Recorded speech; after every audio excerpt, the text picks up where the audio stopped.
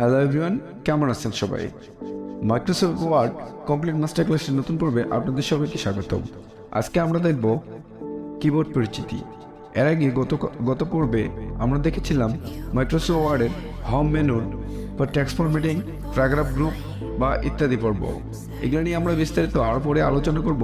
আমরা সর্বপ্রথম আজকে কিবোর্ড পরিচিতি নিয়ে আলোচনা করব। আমাদের কিবোর্ডের পরিচিতি নিয়ে সর্বপ্রথম থাকতেছে ফাংশন কি, এসকেপ কি, ট্যাব কি, ক্যাপস কি, কোন কি বা কোন বোতামে কি কাজ। তো বেশি কথা না বলে চলেন শুরু করা যাক। আমরা সর্বপ্রথম আসবো আমাদের 1 থেকে 0 পর্যন্ত যে কিগুলো আছে এগুলোকে কি বলে। 1 থেকে 0 পর্যন্ত যে কিগুলো আছে সেগুলোকে বলা হয় নিউমেরিক বা নাম্বার কি। স্কিপ লিখিত ESC লিখিত কিকে স্কিপ কি বলে থাকি। এটার দ্বারাই কোনো কমান্ড বাতিল করা যায়। যেমন আমাদের ভুল করে যদি এখানে রাইট চাপা পড়ে তো আমরা এখানে কোনো কিছু না লিখে স্কিপ কি চাপ দিলে আমাদের সেই কমান্ডটি বাতিল হয়ে যাবে। তারপরে আমাদের আছে ট্যাব কি। আসলে ট্যাব কির কাজ কি? ট্যাব কির কাজ হচ্ছে আমরা কোনো লেখা যখন লিখবো, যেমন বায়োডাটা বা অন্য কোনো বিস্তারিত লেখার সময় কোনো কিছু লিখে থাকি, যেমন নাম, বাবার নাম, মায়ের নাম, এগুলোকে সেমিকোলন বা কলম দেওয়ার সময় একত্রিত বা একই লাইনে ব্যবহার করার জন্য সেই ট্যাব কিটি ব্যবহার করা হয়। ধরেন এখানে যদি আমরা লিখি NAME,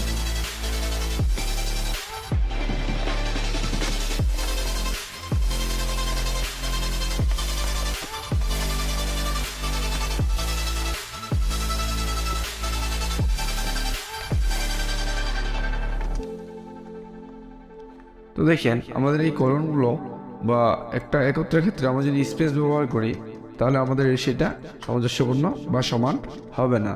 সেক্ষেত্রে আমরা যদি ট্যাব কিটা ব্যবহার করি,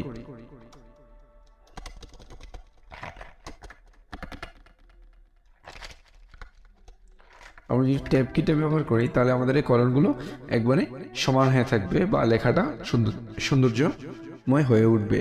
ট্যাব কিটা আসলে এক লেখা থেকে আরেক লেখার দূরত্ব বা এক শব্দ থেকে আরেকটি শব্দকে দূরত্ব করার ক্ষেত্রে ব্যবহার করা হয়।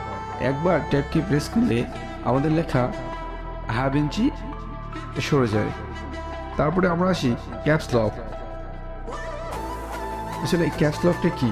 ক্যাপস লক হচ্ছে ক্যাপস লক অন থাকলে আমাদের কিবোর্ডে 2 নম্বর বাতিটি অন হয়ে থাকে, এবং এটি অন হয়ে থাকলে আমাদের কিবোর্ডে যে লেখাগুলো আছে ইংরেজিতে লিখলে সব লেখাগুলোই বড় হাতের হয়ে যাবে। যেমন ক্যাপস লক দিয়ে আমি কিছু লিখি, তো দেখতে পাচ্ছেন সবগুলোই বড় হাতের হয়ে যাবে। এবং কিবোর্ডটি যদি বাংলা ফাংশন করা থাকে তাহলে কিবোর্ডের যেই 2টা করে অক্ষর থাকে বাংলার সময়, সেই উপরের অক্ষরটি লেখা যায়।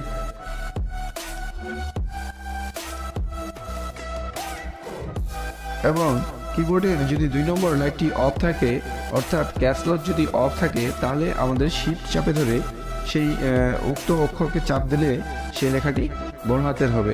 যেমন ক্যাপস লক অফ করে দিলাম, সবগুলো লেখাই আমাদের ছোট হাতের হচ্ছে, কিন্তু আমরা যদি শিফটের চাপে ধরে একটা অক্ষর চাপি তাহলে ওই অক্ষরটি বড় হাতের হবে।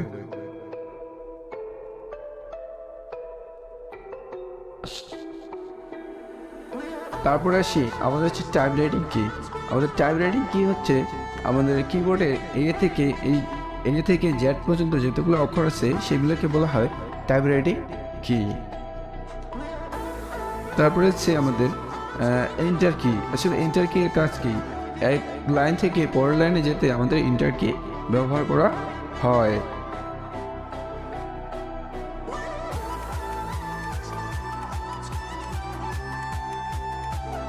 এবং এন্টার কি প্রেস করলে আমরা কার্সারকে পরের লাইনে নিয়ে যেতে পারি। ধরেন একটা লেখা এখানে আমরা শেষ করব,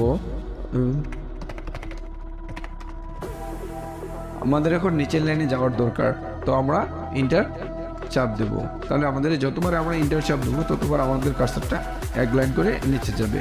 তারপরে আছে আমাদের স্পেস কি। স্পেস কিটা আপনারা সবাই পরিচিত।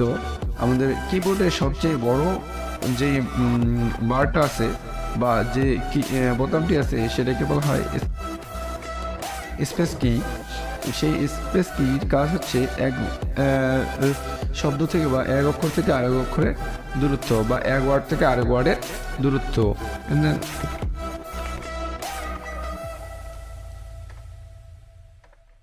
আমাদের এখানে একটা গ্যাপ দেওয়ার দরকার, তার জন্য আমরা এখানে একটা স্পেস চাপ দেব, তাহলে আমাদের হয়ে গেল স্পেস কি চলে গেল। আমাদের আছে আমাদের ব্যাগ স্পেস। ব্যাগ স্পেস বলতে হচ্ছে এই যে একটা তীর চিহ্ন মতো দেওয়া আছে, এটাকে বলা হয় ব্যাগ স্পেস, বা এক একটা করে অক্ষর কাটা যাবে। আমরা যদি এখানে কিছু লিখতে চাই বা লেখা মুছাইতে চাই, যেমন রায়টা মুছে দিব পরিতোষ থেকে, তাহলে আমরা এখানে চাপ দেবো 1 2 3, যতবার দেবো ততবারই আমাদের এখান থেকে একটা একটা লেখা মুছে যাবে। ব্যাক স্পেস কি দ্বারা যে কোনো লেখা সহজেই মুছে যায়, এবং তার সাথে আমরা ডিলিট কিটাও ব্যবহার করতে পারি। ডিলিট কিটা হচ্ছে ব্যাক স্পেস যদি আমরা চাপ দিই, তাহলে ব্যাক স্পেস বা কার্সার থেকে বাম দিকের লেখাগুলো মুছে যায়, এবং ডিলিট কি যদি চাপ দিই তাহলে আমাদের কার্সার থেকে ডান দিকের লেখাগুলো মুছে যায়। দুইটাই আমরা লেখা মুছার কাজে ব্যবহার করতে পারি। দেন আমরা চলে আসি মুভমেন্ট কি। আমরা এখানে 4টা তীর চিহ্ন বা এরো চিহ্ন দেখতে পাবো, এগুলোকে বলা হয় আমাদের মুভমেন্ট কি। এর দ্বারা আমরা কার্সারকে যে কোনো স্থানে নিতে পারি। আমরা এখানে নিচেও নিতে পারি, উপরে, সাইডে, বামে, ডানে, সব জায়গায় নিতে পারি। তারপরে আমরা আসি ন্যামলক কি। ন্যামলক যদি অন থাকে তাহলে আমাদের কিবোর্ডের প্রথম অক্ষরটি বা প্রথম বাতিটি অন থাকে। ন্যামলক অফ থাকলে আমাদের কিবোর্ডের এদিকে যে 1 2 3 4 5 6 7 ক্যালকুলেশন কি আছে, এই কিগুলো কাজ করে না। কিবোর্ডের ডান পাশের যে 1 2 3 4 কিগুলো আছে, এগুলোকে বলা হয় ক্যালকুলেশন কি। এবং আমরা দেখতে পাচ্ছি এখানকার যে উপরের চিহ্নগুলো আছে, এগুলোকে বলা হয় ভার্টিক্যাল স্ক্রল। আমরা এর চাপ দিলে আমাদের পেজটা উপরে নিচে হবে, এবং আমাদের যে নিচে এই দুইটা চিহ্ন আছে, এখানে একটা এখানে একটা, এইগুলোকে বলা হয় হরিজন্টাল স্ক্রল।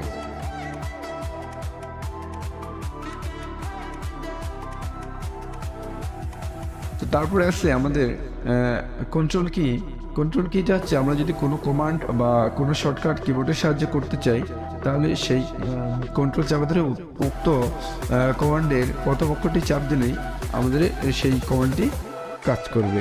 যেমন স্যার, কন্ট্রোল প্লাস এস, কন্ট্রোলটা চাপে ধরে এস চাপ দিলে আমাদের সেভ হয়ে যাবে। তো আশা করছি আপনারা সবাই আমার এই কথাটা বুঝতে পারছেন। যদি ভিডিওটি ভালো লাগে অবশ্যই একটি লাইক দিয়ে পাশে থাকবেন। সবাইকে ধন্যবাদ।